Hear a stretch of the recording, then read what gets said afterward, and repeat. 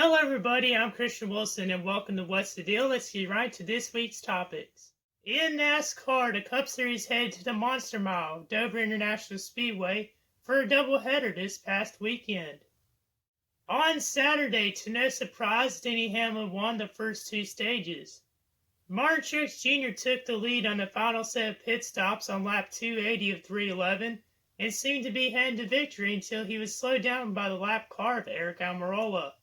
Denny Hamlin caught up to Martin Truex Jr. and passed him with 8 laps to go to capture his 6th win of the season. On Sunday, the first caution of the race happened on lap 6 when Ricky Stenhouse Jr., Chase Elliott, Garrett Smithley, and Joey Gase crashed on the front stretch. There were 7 cautions on the day, the last being when Corey LaJoie spun on lap 289 of 311. Kevin Harvick dominated, winning all 3 stages as usual, and captured his 7th win of the season.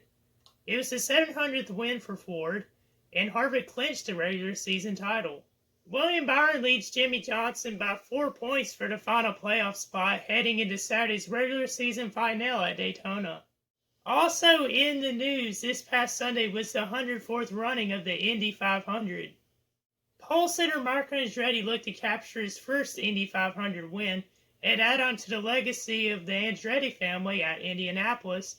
However, he struggled and finished 13th. Scott Dixon led a race out 111 laps in his number 9 Chip Ganassi Racing Honda and battled 2017 Indy 500 winner Takuma Sato for the win in the closing laps.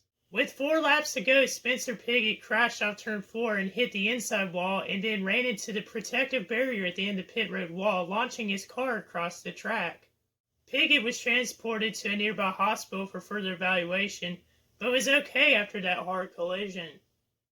The wreck ended the race under caution, giving Sato his 2nd career Indy 500 victory. In the National Basketball Association, the Philadelphia 76ers were the first team eliminated from the playoffs as they were swept by the Boston Celtics.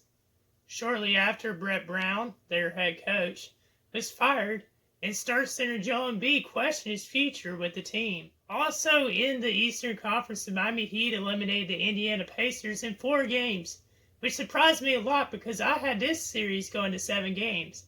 That was a bad pick on my part.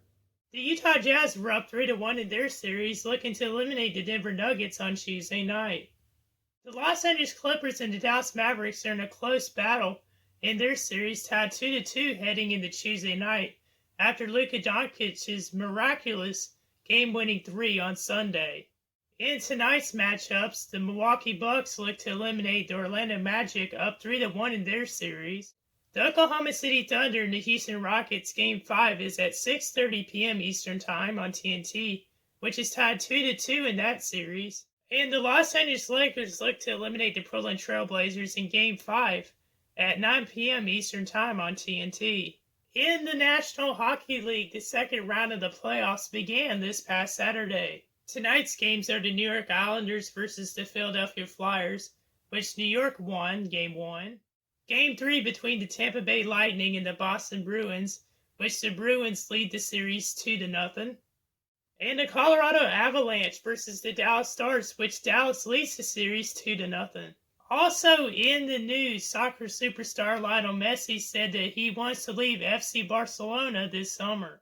Messi, who has a contract until next year, has reportedly felt disappointed in events over the past couple months, on and off the pitch, and believes that there's a clause in his contract that can oblige Barcelona to let him go for free.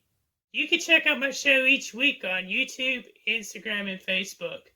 With this week's sports update, I'm Christian Wilson. See you in the next one.